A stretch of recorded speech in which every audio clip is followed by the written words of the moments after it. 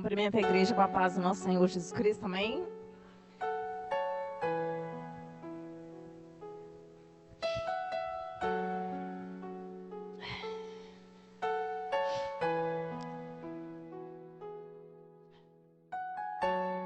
Amém, Jesus. Os irmãos me perdoem por um motivo.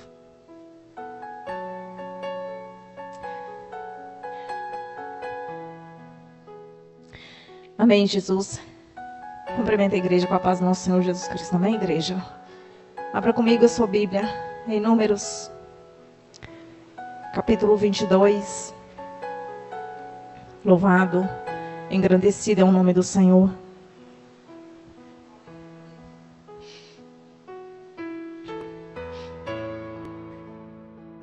Queridos, hoje eu estou quebrantadinha. Glória a Deus por isso. O Senhor hoje, Ele está falando comigo desde ontem de madrugada.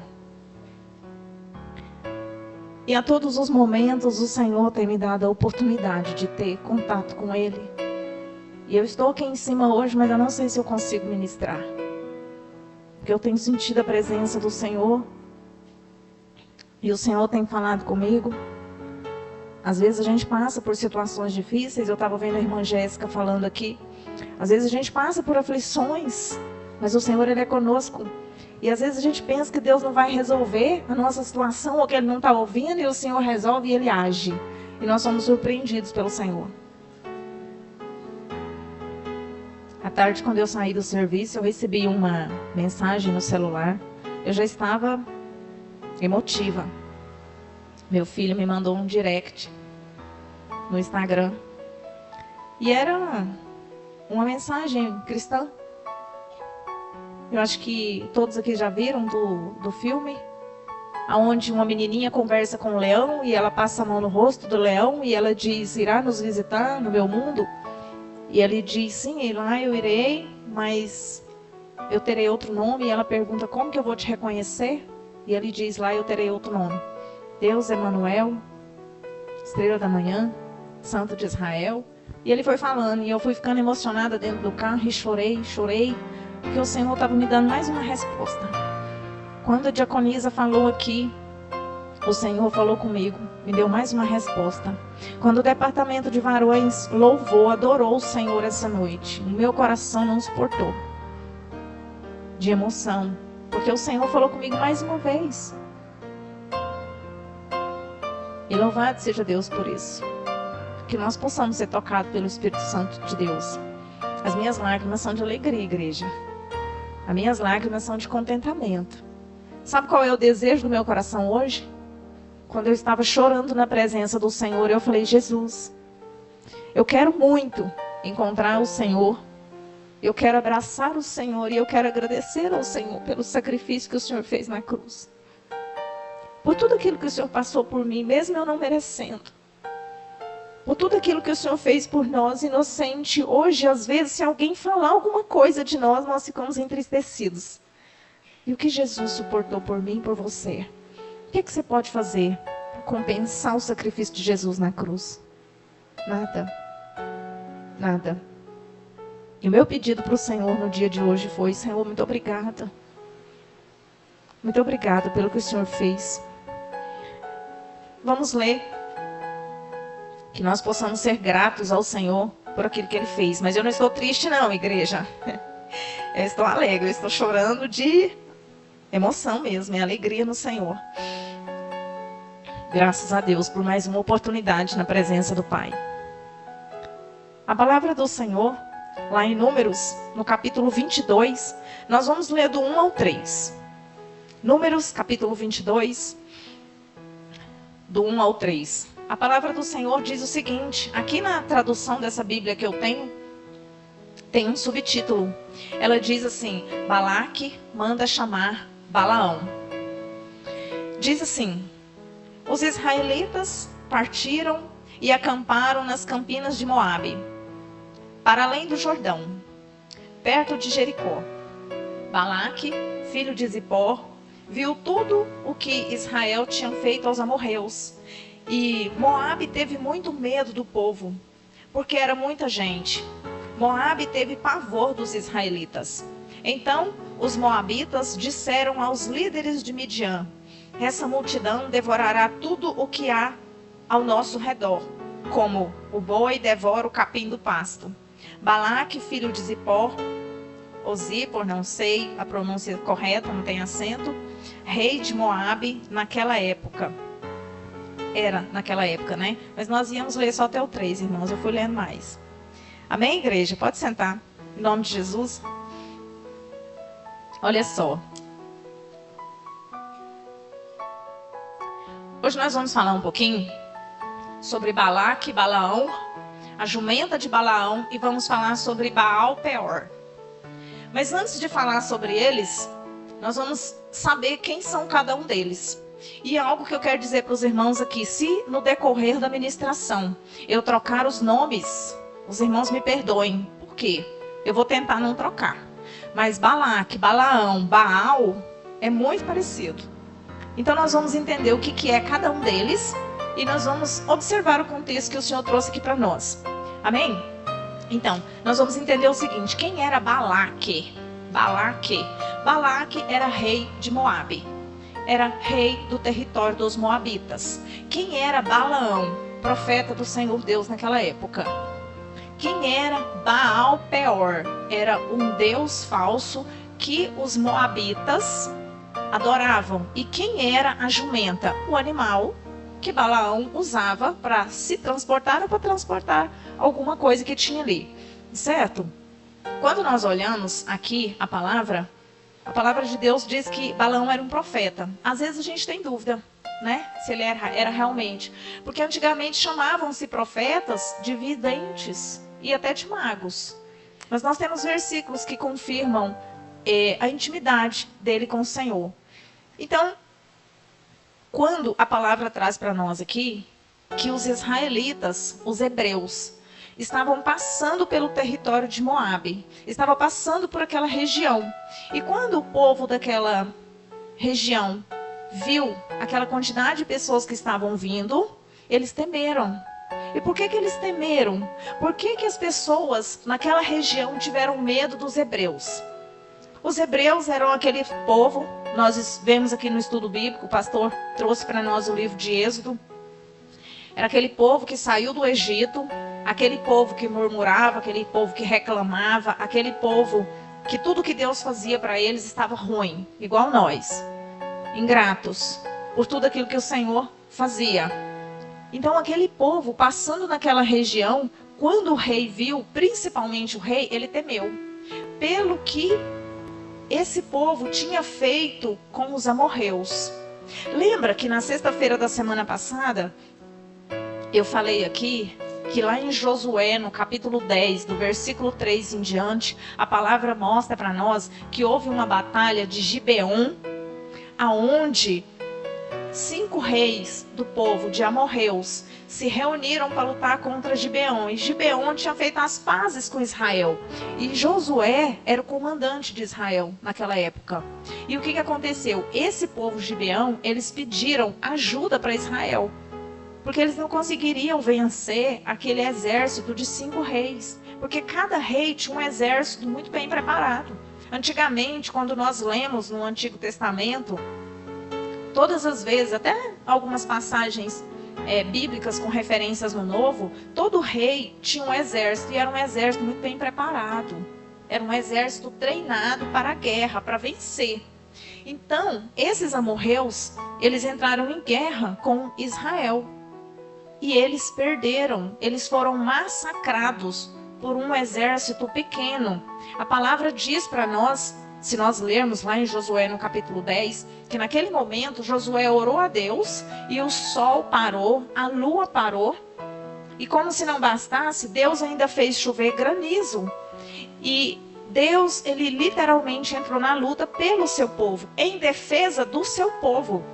Por quê? Porque quando nós lemos, a palavra diz que essa chuva de granizo, ela matou mais pessoas do que Josué e o exército a fio de espada. Então nós entendemos o quê? Que Deus, ele entrou literalmente na guerra. A defesa do seu povo. Deus, ele entrou para resolver. E quando esse rei viu que esse povo estava passando na região dele, ele tinha medo que acontecesse com ele a mesma coisa, porque embora ele tivesse um exército preparado, ele não poderia vencer. Então ele teve medo do povo de Israel. Só que se nós formos analisar, ele não teve medo do povo de Israel. Ele teve medo do Deus do povo de Israel. Né? Foi isso que ele teve. Sabia que tem gente que tem medo de crente? Quem já viu falar aqui que tem gente que tem medo de crente? Vai mexer com aquele crente, não mexa com aquele povo, não.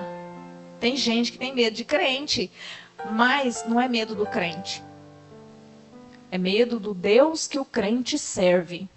Mas é o crente que tem aliança. É o crente que tem comunhão com Deus. Se ele tiver comunhão, se for um homem ou mulher de oração, de princípios, a pessoa tem medo, ela não mexe. E não é só a pessoa, não. Satanás tem medo, né? Então, quando nós olhamos aqui dentro, e nós vamos analisar, quando esse rei temeu, eu fico imaginando, eu fico pensando, né? Porque eu faço igual o pastor. Quando eu leio, eu vou lá naquela cena. Pensa o rei que adora o rei Baal, o deus Baal, que ele não tem conhecimento bíblico, não tem intimidade com Deus, vendo aquele povo vindo, sabendo de tudo que Deus tinha feito em Israel em favor do seu povo, tudo aquilo que tinha sido passado no deserto, porque se nós hoje sabemos o que aconteceu no Egito, o povo naquela época muito provavelmente sabia mais do que nós, porque muita coisa se perdeu, né? Muitas coisas a gente pensa que não foi escrito da forma como deveria, porque a Bíblia, elas são traduções que são passadas. Então aquele povo, aquele rei, ele temeu. E para nossa graça, esse Deus que ele temeu é o mesmo Deus que nós servimos. É o mesmo, porque Deus não muda. E aqui, quando nós vemos essa mensagem, quando nós lemos essa reflexão e essa passagem, nós percebemos que tem uma mensagem muito grande de Deus para nós nessa noite. Tem uma mensagem muito forte do Senhor para nós, que se nós estivermos debaixo da mão poderosa, protetora do Senhor, nada pode contra nós. Porque o Senhor, Ele nos defende. Porque o Senhor, Ele entra na causa por nós. E nós vemos isso no decorrer das leituras bíblicas que nós vemos. Eu ainda lembrei da irmã Claudiane, né? Até escrevi aqui. Que quando... É a segunda vez que eu cito seu nome, irmã. No meio da ministração. O que acontece? O dia que ela falou aqui, esse ano Satanás vai ter que sair da minha frente. Por quê? Porque quando nós estamos debaixo da mão poderosa do Senhor, ele tem que sair da frente mesmo, porque senão ele é queimado, ele é destruído pelo poder do Senhor nas nossas vidas. E é isso aqui que esse povo temeu naquela época. E aí o que Balaque fez? Vocês podem estar pensando, o que ela está querendo com isso? Espera aí. O que Balaque fez? Balaque, ele mandou uma mensagem para Balaão. Ele entendia que Balaão era um vidente, um mago, que tinha autoridade nas palavras de abençoar e amaldiçoar. Então ele pensou, eu vou resolver dessa forma, porque com braço e com espada eu não posso contra aquele povo. Mas eu vou chamar alguém que tem intimidade com esse Deus desse povo para amaldiçoar esse povo. E assim ele fez, ele mandou uma mensagem para Balaão e ainda oferecendo valor para que esse Balaão viesse e amaldiçoasse o povo de Deus. Só que o que Balaque não sabia é que servo de Deus não faz o que ele quer e nem o que os outros querem. Faz a vontade de Deus. Esse é o X da questão.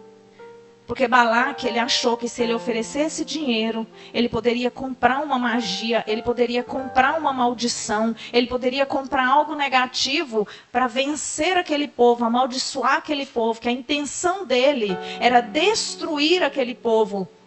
Só que ele chamou alguém da parte de Deus para fazer isso por ele. Porque ele não tinha força, porque ele não tinha intimidade. Só que Deus, quando nós lemos mais à frente, Deus entrou na causa pelo seu povo. Você acha que Deus entra na causa pela sua vida, pela minha? Você acha que Deus responde? Claro que responde. Se Ele morreu por nós na cruz, por que Ele não entraria numa luta por nossa causa? Por que o Senhor nos deixaria perecer se nós tivermos aliança com Ele? Deus, Ele guarda cada um dos seus. E aí, lendo mais para frente aqui, eu anotei, verifiquei. Um ditado popular, eu escuto muito isso da minha mãe. Ela fala assim: o feitiço virou contra o feiticeiro. Quem já ouviu? Balaque estava tramando contra o povo de Israel. Aquele povo de Israel não estava nem sabendo o que estava acontecendo. Aquele povo de Israel estava lá murmurando, reclamando, falando coisas contra Deus e o Senhor cuidando. Do jeitinho que Ele faz com nós. Nós estamos desobedientes, nós estamos teimosos, nós estamos com resistência e o Senhor está guardando. E o Senhor está cuidando de nós e a gente não está nem percebendo. Só que o feitiço, ele virou contra o feiticeiro. Por quê? Porque aquilo que o rei de Moabe tinha planejado contra os israelitas, o povo de Deus, se virou contra ele. E a nação pereceu, principalmente por causa das atitudes do seu governante. E aí eu fico impressionada, tanto que Deus é cuidadoso, tanto que Deus é amoroso. Quantos livramentos o Senhor já deu na minha vida e na sua, que nós nem soubemos que aconteceu e a gente reclamou porque não deu certo. Às vezes a gente tinha uma viagem, às vezes a gente tinha um dinheiro, né, para pegar no banco, às vezes a gente tinha alguma situação para resolver e não deu certo. E nós questionamos: ah, Deus, por que não deu certo? Não deu certo porque Deus deu um livramento. Comentava hoje à tarde com o pastor. A gente está sentado num lugar, cai alguma coisa, a pessoa olha e fala: que sorte a minha. É sorte. É livramento. Quantas vezes, se você parar aí no seu lugar para pensar, quantos livramentos o Senhor te deu hoje? Eu estava vindo, fui comprar pilha. Eu estava vindo, uma criança atravessou na minha frente, na avenida. Ele olhou para um lado, o carro passou, ele veio e atravessou na minha frente. Eu freiei em cima do menino. Foi um livramento que Deus deu. Foi para ele? Não, foi para mim. Foi um livramento para mim. Eu fui trabalhar hoje de manhã, tinha um carro na minha frente. Eu estava com pressa, eu queria chegar logo no serviço e o carro na minha frente. O homem parecia que estava desfilando no asfalto. E eu querendo ultrapassar e não tinha como. Dobrei a esquina virando, pensei comigo: vou passar por outra rua. Outro na minha frente. Eu falei: Senhor, muito obrigada. É um livramento que Deus estava me dando. E eu não percebi. E muitas vezes a gente faz isso e a gente não percebe. E reclama do Senhor. Balaque aqui, ele queria comprar uma maldição para jogar em cima daquele povo. Ele queria pagar para que alguém fosse lá e jogasse uma magia negativa, uma maldição sobre aquela pessoa. E eu fiquei refletindo sobre isso. Você sabia que existem pessoas que fazem coisas negativas contra a vida de outras pessoas? Você sabia que existem pessoas que jogam pragas, que têm inveja, que têm palavras de maldição? Você sabia que tem pessoas que fazem bruxarias, feitiçarias, vudus, oferendas contra a vida das pessoas e até contra a nossa? Você sabia que tem gente que faz obra de macumbaria com as mãos? Eu não estou dizendo de palavras, não. Eu estou falando de pegar objeto, material, ir lá e fazer, e acender vela, e colocar nome, e escrever. Você sabia que existe isso? Quem é que acredita que existe? Existe, igreja. Existe, nós temos versículos bíblicos que provam isso para nós. Existe. Pega. Se você não tiver alicerçado no Senhor, se você não tiver debaixo da mão poderosa, protetora do Senhor, pode acontecer. Pode acontecer. É por isso que nós precisamos ter uma aliança. É por isso que nós precisamos estar debaixo da mão poderosa e protetora do Senhor. Por quê? Porque o Senhor, Ele guarda. Porque quando a pessoa planeja algo contra a sua vida, mas você está alicerçado no Senhor, o Senhor entra na guerra no seu lugar. O Senhor entra na sua frente, a pessoa está fazendo, você não está nem sabendo. Você não tem nem conhecimento da situação, porque o Espírito Santo de Deus, Ele já te revestiu, Ele já te guardou, porque o Senhor, Ele já entrou na causa, nós vemos isso. Balaque queria fazer isso aqui, não aconteceu, e eu quero dar outro exemplo. Quem lê o livro de Esther inteiro, quem não leu, faz favor de ler. No livro de Esther, Amã tramou contra Mardoqueu. Só que a palavra de Deus diz que não foi permitido. Até a forca que ele tramou para que Mardoqueu fosse morto. O que aconteceu? Deus agiu. O rei tinha esquecido o que tinha acontecido no passado. Deus trouxe a memória dele para que ele tivesse uma atitude, uma providência, e que aquela situação, aquela trama negativa não acontecesse contra o servo do Senhor. Mas aquele servo do Senhor tinha o quê? Aliança, comunhão. Ele estava em oração, ele estava em jejum, ele tinha consagração. Ele estava com a vida dele alicerçada no Senhor. E não aconteceu. Ao invés de acontecer com ele, aconteceu com quem tramou. Foi morto na própria forca que planejou contra o outro.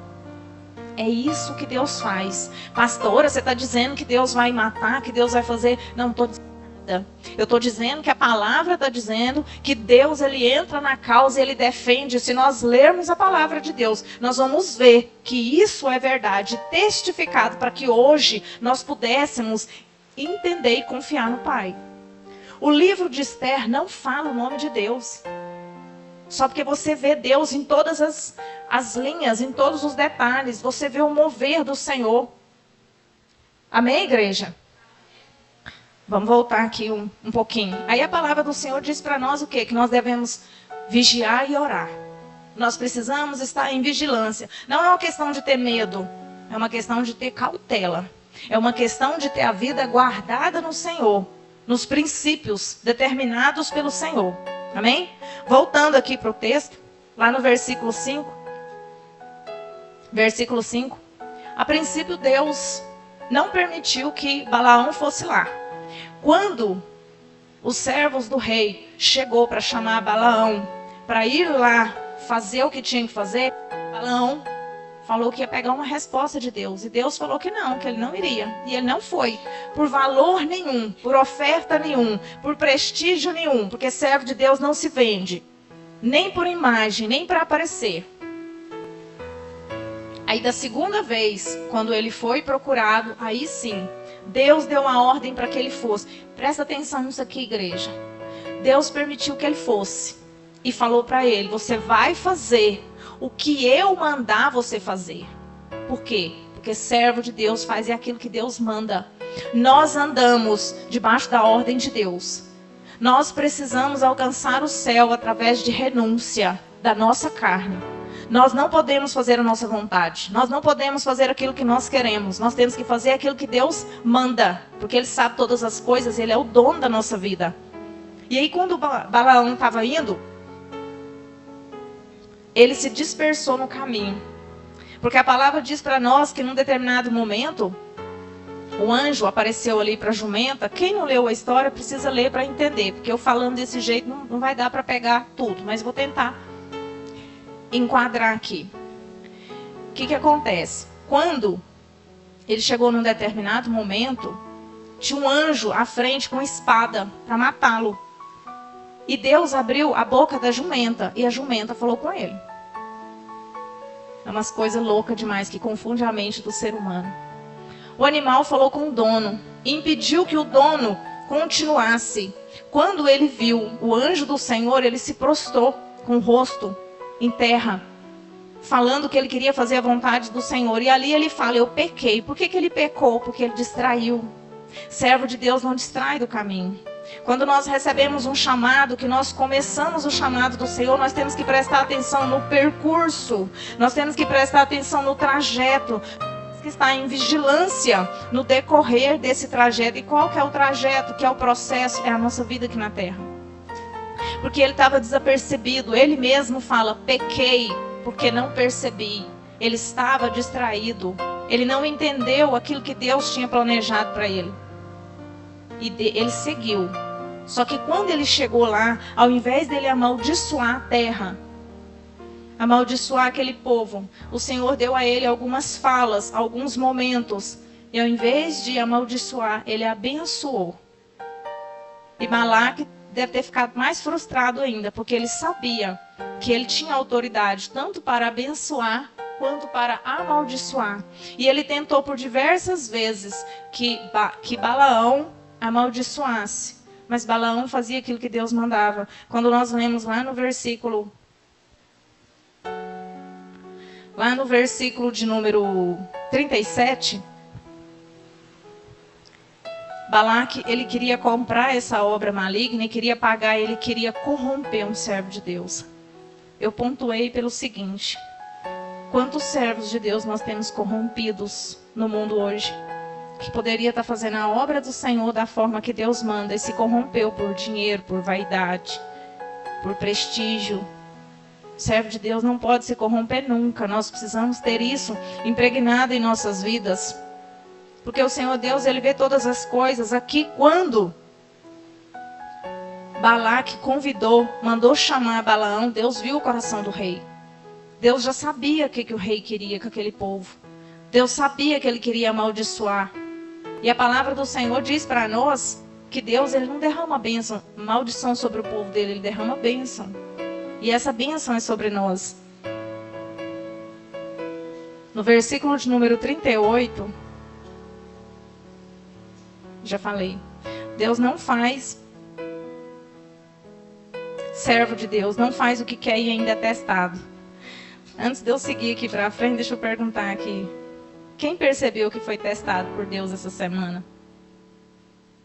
Quem passou por uma prova de fogo essa semana? Um teste assim, ó, daquele de você ter que segurar e falar: eu sou crente, eu sou crente, eu sou crente, eu creio no Senhor.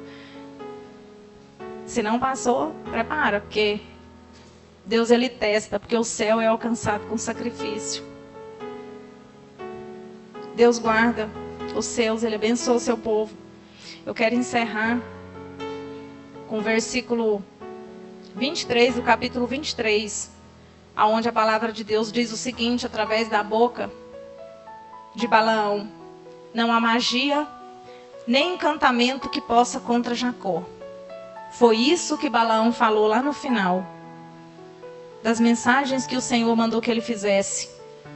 Não há magia nem encantamento que possa contra Jacó. Quem era Jacó, igreja? Israel. Quem era Israel? Povo de Deus. Quem é o povo de Deus? Quem é o povo de Deus? Nós. Porque antes de Jesus era o povo judeu. Mas com a vinda, a morte e a ressurreição de Jesus, nós somos o povo de Deus. E a palavra diz que não existe magia, macumbaria, encantamentos, feitiços, trabalhos feitos contra a vida do povo de Deus que tem aliança, do povo de Deus que tem comunhão, do povo de Deus que tem intimidade com Deus. Porque às vezes, por um deslize nosso, nós abrimos a porta, a gente dá uma brechinha, Satanás entra e aproveita essa situação. Às vezes, essa obra ela pode ser feita e ela está lá no cantinho. E Satanás está esperando a oportunidade dele. Eu já conversei com pessoas que fizeram obras, eu já vi obras feitas. E eu acredito que muitos aqui já devem ter visto. Não presenciei o ato, mas eu já vi. E eles esperam, eles dão tempo, eles cobram tempo. Por quê? Porque eles falam que as pessoas ficam na dispersão.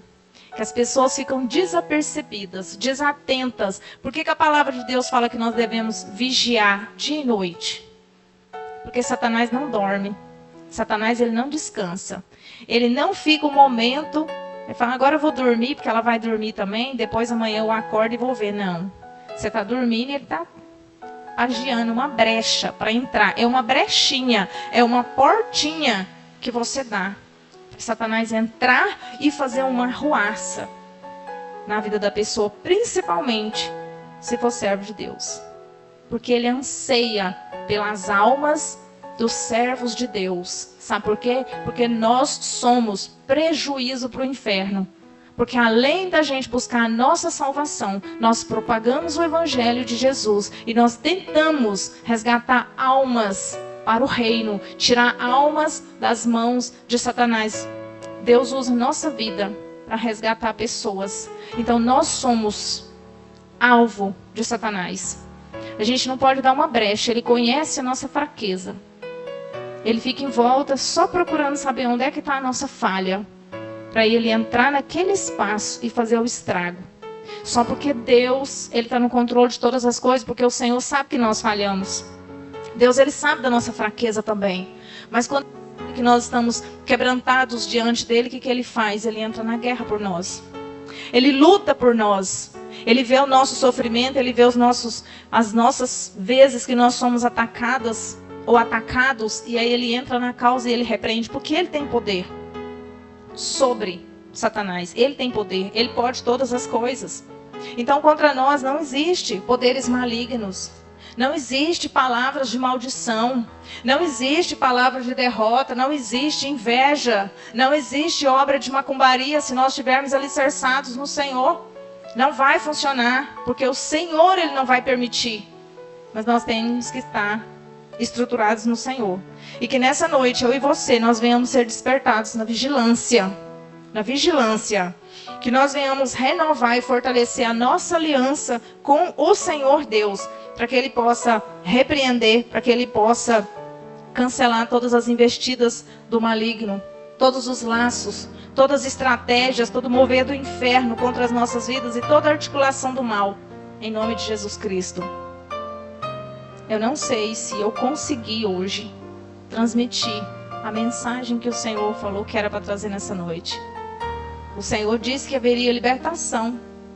O Senhor disse que haveria cancelamentos de obras.